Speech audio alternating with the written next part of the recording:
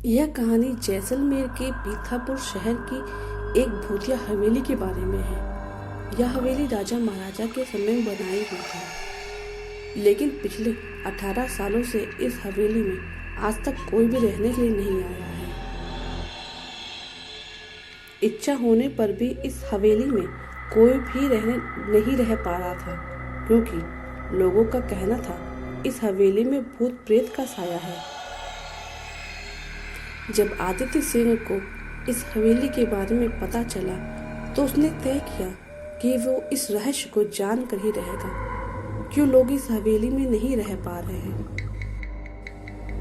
उसने मजबूत इच्छा शक्ति से हवेली में रहने की पूरी तैयारी कर ली। जब उसने हवेली के अंदर जाने के लिए पैर आगे बढ़ाए तो दरवाजे पर किसी अनजान व्यक्ति ने उसे रोक लिया और नजदीक जाके बोला, कौन हो आप और किधर जा रहे हो?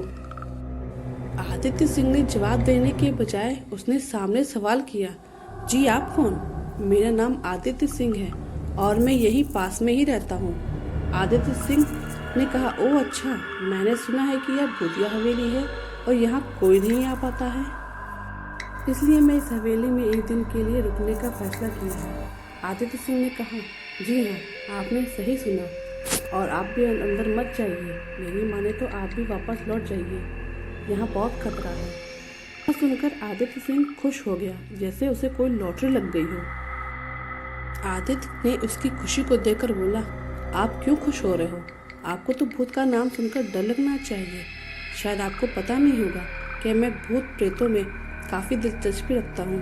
अगर इस हवेली में भूत हैं तो मैं अंदर जरूर जाऊँगा और सारी सच्चाई का पता भी लगाऊंगा। इतना कहकर आदित्य सिंह उस हवेली में चला गया। अंदर जाके आदित्य ने अपने बैग को साइड में रखा और हवेली के चारों ओर देखने लगा। सारे रूम भी चेक कर लिए। बाद में ड्राइंग रूम भी में आकर सोफे पर बैठ गया। उसने वहां बैठकर दारू के 2-4 पैक भी पिए। वहीं अचानक उस रूम में लाइट का एक बल्ब चालू बंद होने लगा, लेकिन आदित्य ने उस पर ध्यान नहीं दिया। थोड़ी देर बाद दूसरा बल्ब चालू बंद होने लगा।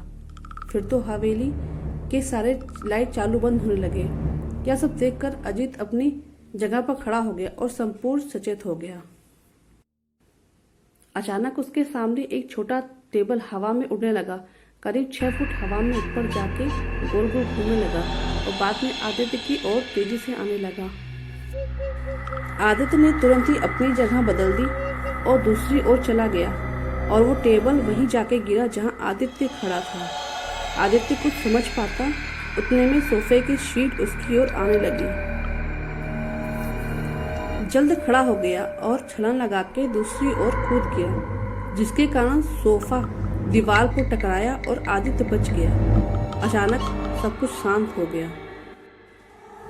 आदित्य ने चारों ओर सतर्कता से देखा और बड़ी आवाज में बोला, तुम जो भी हो सामने आकर बात करो। वहीं एक परछाई उसके सामने आई। आदित्य ने उस परछाई को देखकर बोला, कौन हो तुम और क्यों मुझे मारना चाहते हो? परछाई, तुम्हारी भूल के कारण। आदित्य, मेरी भूल? मेरी कौन सी भूल की? परछाई, इस हवेली में आने की भूल। मैं किसी को भी इस हवेली में खुश नहीं दे सकता। अजीत, लेकिन क्यों? वो परछाई ने जवाब दिया, आज से 18 साल पहले इस हवेली के मालिक ने मुझे यहीं पे मार डाला था। मेरी कोई गलती भी नहीं थी। इस कारण की वजह से मेरी आत्मा इस हवेली में भटकती रहती है। मैं किसी को भी इस हवेली में नहीं रहने दूंगा, क्योंकि इस हवेली में मेरा खून हुआ था। इस हवेली में जो भी रहने के लिए आएगा उसकी मौत होगी। आदित्य ने कहा, मैं तुम्हें अपने असली रूप में देखना चाहता हूँ। तुम्हें मारने से पहले मैं तेरी यह इच्छा अवश्य पूरी करूंगा। और उस भूत ने एक भयानक दरमियाना रूप ले लिया। उसका चेहरा इतना भयानक था कि आदित्य भी एक क्षण के लिए डर गया था, लेकिन दूसरे क्षण ही में उसने अपने आप पर काबू पा लिया। बाद में इसने अपनी जेब में से एक सफेद पाउडर निकाला और उस भूत पर फेंक दिया। भूत पर पाउडर पड़ते ही वो जलने लगा। बड़ी बड़ी ज्वाला उठने लगी। वो बहुत जोर जोर से चिल्लाने लगा और बाद में पूरी तरह से जल गया। उसके बाद आदित्य ने चैन से सांस ली और फिर वहीं सो गया।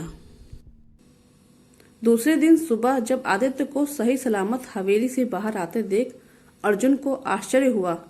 अर्जुन ने आदित्य से पूछा, तुम कैसे जिंदा हो?